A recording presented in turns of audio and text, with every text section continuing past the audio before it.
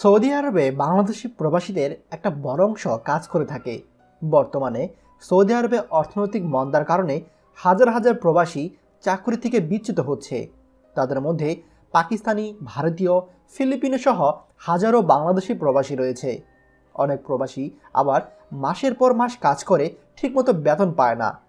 শ্রমিকদের জন্য নির্মিত শিবিরগুলোতে তাদের দিন কাটছে প্রায় অভুক্ত অবস্থায়। তাই এ সকল কর্মহীন শ্রমিকদের জন্য বিভিন্ন পদক্ষেপ নেওয়া হচ্ছে বাংলাদেশ দূতাবাসের পক্ষ থেকে।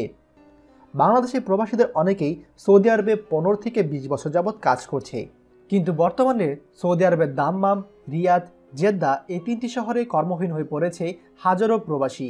ইতিমধ্যেই এই শহরগুলোতে নির্মিত শিবিরে শ্রমিকদের থাকা খাওয়ার ব্যবস্থা করেছে বলে জানিয়েছে দূতাবাসের কর্মকর্তা গোলাম মনির। বেকার হয়ে যাওয়া শ্রমিকদের কর্মসংস্থান যেন দ্রুত হয় সে বিষয়ে চেষ্টা চালাচ্ছে দূতাবাস কর্তৃপক্ষ। আর যদি শ্রমিকরা দেশে ফিরে আসতে চায় তাহলে তাদের সব ব্যবস্থা বাংলাদেশ সরকারের পক্ষ থেকে করা হবে বলে জানিয়েছেন তিনি।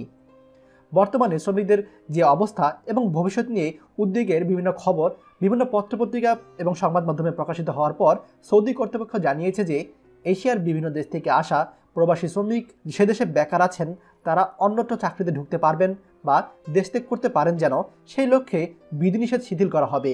এমনটি যদি হয় তাহলে সৌদি আরবে আমাদের বঞ্চিত প্রবাসীরা খুব দ্রুতই সৌদি আরব থেকে আউটপাসের মাধ্যমে তারা নিজ দেশে ফিরে চলে যেতে পারবে বা অবৈধ প্রবাসীরা বৈধ হওয়ার সুযোগ পাবে। আশা করব সৌদি আরব সরকার খুব দ্রুতই এরকম একটি সুবিধা আমাদের সকল প্রবাসীদের জন্য ব্যবস্থা করবে।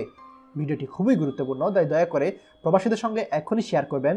আর আপনি যদি আমাদের চ্যানেলে নতুন হন তাহলে আমাদের চ্যানেলটি এখনই সাবস্ক্রাইব করবেন সৌদি আরবের সকল গুরুত্বপূর্ণ এবং লেটেস্ট নিউজ আপডেট সবার আগে পাওয়ার জন্য। ধন্যবাদ। বাংলাদেশের প্রথম প্রবাসী নির্ভর ভেরিফাইড ইউটিউব চ্যানেল TJN24, তাই দেরি কিসের, এখনই আমাদেরকে সাবস্ক্রাইব করুন। সাবস্ক্রাইব করতে সাবস্ক্রাইব আইকনে ক্লিক করুন এবং বেল আইকনটি চাপুন, যাতে আমাদের কোনো নতুন ভিডিও আপনি মিস না করুন।